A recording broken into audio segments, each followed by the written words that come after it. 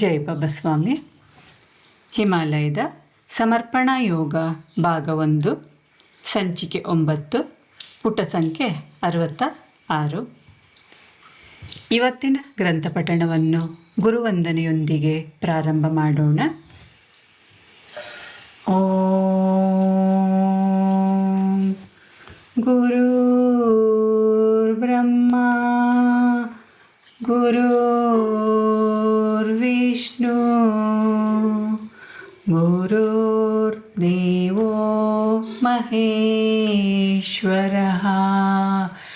ಗುರುರ್ ಸಾಕ್ಷಾತ್ ಪರಬ್ರಹ್ಮ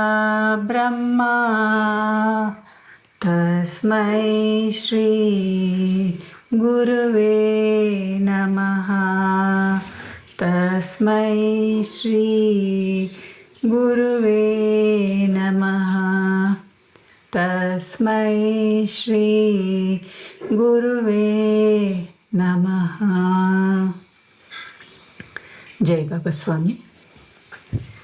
ಸಂತರಿಗೆ ಯಾವ ಭೂಮಿಯೂ ಕೆಟ್ಟದ್ದು ಅಥವಾ ಒಳ್ಳೆಯದು ಎಂದು ಇರುವುದಿಲ್ಲ. ಅವರು ಆ ಭೂಮಿಯ ಯೋಗ್ಯ ಅಥವಾ ಕೆಟ್ಟತನವನ್ನು ನೋಡದೆ ಆ ಭೂಮಿಯ ಸಮಸ್ತ ಶಕ್ತಿಯೊಂದಿಗೆ ಬೆರೆತಿರುತ್ತಾರೆ. ಹಾಗಾಗಿ ಯಾವುದೇ ಒಬ್ಬ ಋಷಿಯು ಯಾವುದೇ ಭೂಮಿಯ ಮೇಲೆ ಕುಳಿತುಕೊಳ್ಳಬಹುದು ಹಾಗೂ ವಾಸ ಮಾಡಬಹುದು. ಹಾಗೆ ಯಾವ ಸ್ಥಳವು ಆ ಸಂತರ ಚೈತನ್ಯಪೂರ್ಣ ಸಾನ್ನಿಧ್ಯವನ್ನು ಪಡೆಯುತ್ತದೆಯೋ ಆ ಸ್ಥಳವು ವಿಶೇಷವಾದ ಪವಿತ್ರ ಸ್ಥಾನವಾಗಿ ಪರಿವರ್ತಿತಗೊಳ್ಳುತ್ತದೆ. ಏಕೆಂದರೆ ಆ ಪುಣ್ಯಮೂರ್ತಿಯ ಶರೀರದಿಂದ ಭೂಮಿಯು ಸ್ವೀಕರಿಸಿದ ಚೈತನ್ಯವು ಆ ಸ್ಥಳದಲ್ಲೇ ಉಳಿದುಕೊಳ್ಳುತ್ತದೆ. ಒಬ್ಬ ಯೋಗಿಯ ಶರೀರವು ನಾಶವಾದರೂ ಆತನ ದೇಹದ ಚೈತನ್ಯ ಮಾತ್ರ ಚಿರಸ್ಥಾಯಿಯಾಗಿರುವಂತಹದ್ದು. ಆ ಪುಣ್ಯಾತ್ಮನ ಜೀವನ ಕೊನೆಗೊಂಡರೂ ಆತನ ಚೈತನ್ಯ ಚಿರಸ್ಥಾಯಿಯಾಗಿರುತ್ತಾ ಒಳ್ಳೆಯ ಅನುಭವಗಳನ್ನು ನೂರಾರು ವರ್ಷಗಳವರೆಗೆ ಕೊಡುತ್ತಲೇ ಇರುತ್ತದೆ. ಇದರ ಪರಿಣಾಮದಿಂದಾಗಿ ಸುತ್ತಮುತ್ತಲ ವಾತಾವರಣದ ಜಾಗೃತಾವಸ್ಥೆಯು ನೈಸರ್ಗಿಕ ರೂಪದಲ್ಲಿ ಒಟ್ಟಾಗಲು ಪ್ರಾರಂಭಿಸುತ್ತದೆ. ಈ ಉತ್ತಮ ಚೈತನ್ಯದ ಸಮೂಹವು ಆ ಸ್ಥಳದಲ್ಲಿ ಸ್ಥಾಪನೆಯಾಗುತ್ತದೆ. ಆ ಸ್ಥಳದಲ್ಲಿ ಆ ಮಹಾತ್ಮನ ಸಂಕಲ್ಪ ಶಕ್ತಿಯು ವಿದ್ಯಮಾನದಲ್ಲಿರುವ ಕಾರಣ ಕಾಲ ಹೋದಂತೆ ಅದು ಬೆಳೆಯುತ್ತಾ ಹೋಗುತ್ತದೆ. ಆ ಸ್ಥಳದ ಚೈತನ್ಯ ಶಕ್ತಿಯು ಹೆಚ್ಚಾಗುತ್ತಾ ಆ ಅತಿರಿಕ್ತ ಚೈತನ್ಯ ಶಕ್ತಿಯ ಕಾರಣದಿಂದಾಗಿ ಯಾವುದಾದರೂ ಜೀವ ಆ ಸ್ಥಳಕ್ಕೆ ಭೇಟಿ ಕೊಟ್ಟಾಗ ಆ ಜೀವ ಆ ಸ್ಥಳದ ಜಾಗೃತಾವಸ್ಥೆಗೆ ಒಳಗಾಗುತ್ತದೆ. ಯಾಕೆಂದರೆ ಪ್ರಕೃತಿಯ ಶಕ್ತಿಗಳು ಆ ಸ್ಥಳದಲ್ಲಿ ಕೇಂದ್ರೀಕೃತವಾಗಿರುತ್ತವೆ. ಯಾವುದೇ ಭೂಮಿ ಉತ್ತಮ ಅಥವಾ ಕೆಟ್ಟದಾಗಿರುವುದಿಲ್ಲ. ಆದರೆ ಅದರಲ್ಲಿ ವಾಸ ಮಾಡುವ ಜನರು, ಅವರ ಆಲೋಚನೆಗಳು ಹಾಗೂ ಅವರ ಕರ್ಮಗಳು ಆ ಸ್ಥಳದಲ್ಲಿ ಒಳ್ಳೆಯ ಅಥವಾ ಕೆಟ್ಟ ಪ್ರಭಾವವನ್ನು ಉಂಟು ಮಾಡುತ್ತದೆ. ಪ್ರಕೃತಿಯೊಂದಿಗೆ ಉತ್ತಮ ಸಾಮರಸ್ಯವನ್ನು ಹೊಂದಿದ ವ್ಯಕ್ತಿಯ ಪ್ರಭಾವವು ಯಾವಾಗಲೂ ಉತ್ತಮವಾಗಿರುತ್ತದೆ. ಆದರೆ ಪ್ರಕೃತಿಯಿಂದ ಬೇರ್ಪಟ್ಟು ಪ್ರತ್ಯೇಕ ಗುರುತನ್ನು ಸೃಷ್ಟಿಸಿಕೊಂಡಾಗ ಅಲ್ಲಿ ಕೆಟ್ಟ ಪ್ರಭಾವ ಉಂಟಾಗುತ್ತದೆ.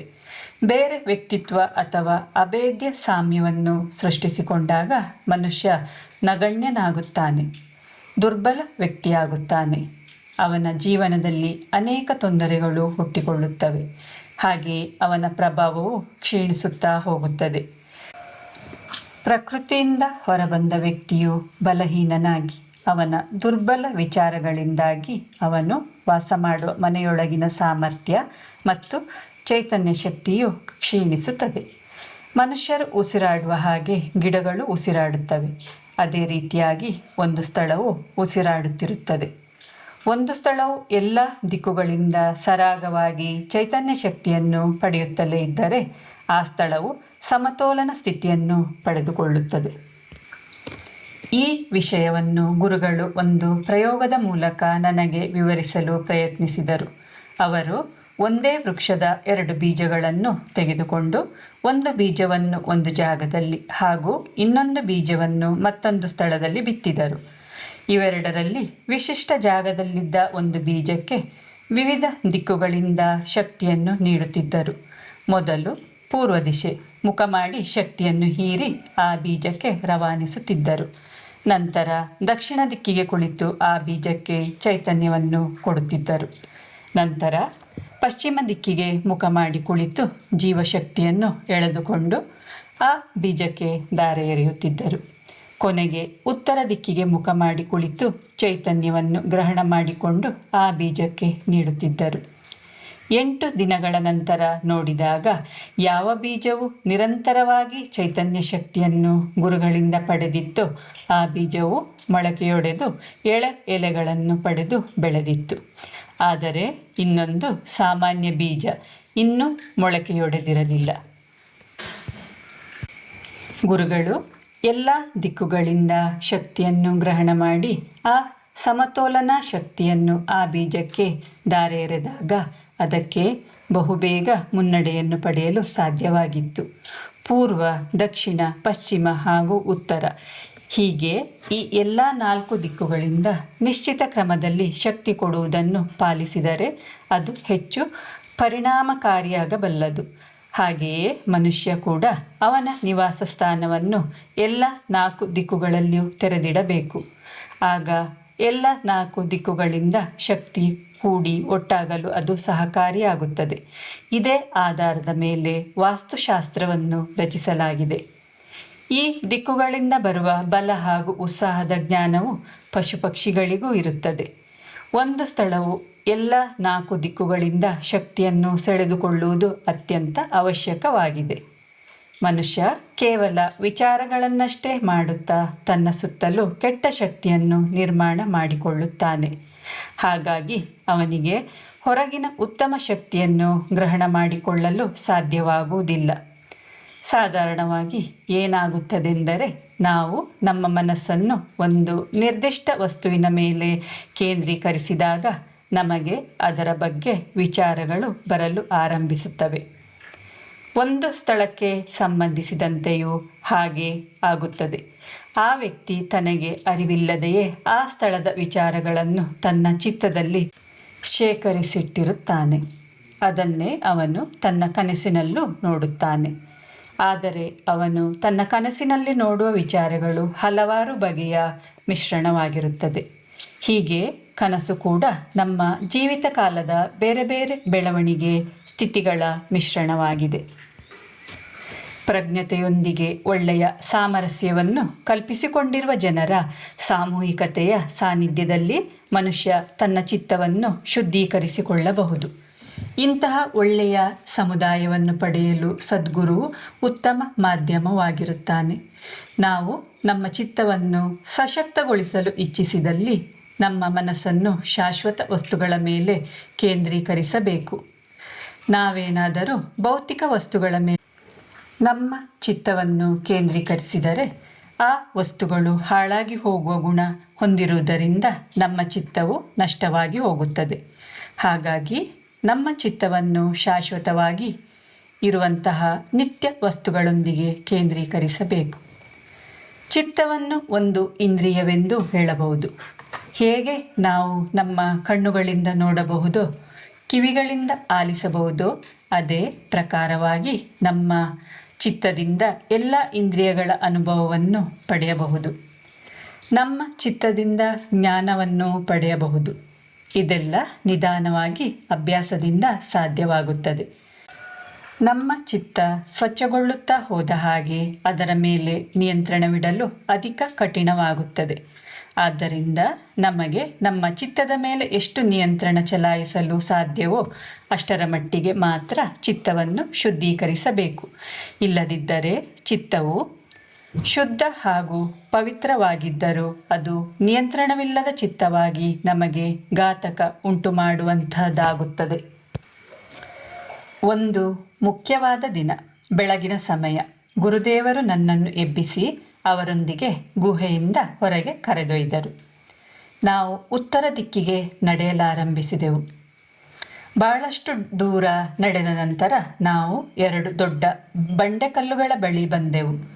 ನಾವು ಅವುಗಳ ಮಧ್ಯದಿಂದ ಗುಹೆಯೊಳಗಿನ ದಾರಿಯಲ್ಲಿ ಹೋಗುತ್ತಿದ್ದೆವು. ದಾರಿ ಅಗಲವಾಗಿದ್ದರೂ ನಾವು ವಿಶ್ರಾಂತಿ ಇಲ್ಲದೆ ಇಳಿಜಾರಿನಲ್ಲಿ ನಡೆಯುತ್ತಿದ್ದುದರಿಂದ ನನಗೆ ಸ್ವಲ್ಪ ತೊಂದರೆಯುಂಟಾಗುತ್ತಿತ್ತು. ನಾವು ಇಲ್ಲಿಗೆ ಬಂದ ಪ್ರಾರಂಭದಲ್ಲಿ ಮೇಲುಭಾಗದಿಂದ ಇಳಿದು ಬಂದು ಈ ಕಾಲುವೆಯಲ್ಲಿ ನೆಲೆಸಿದ್ದೆವು.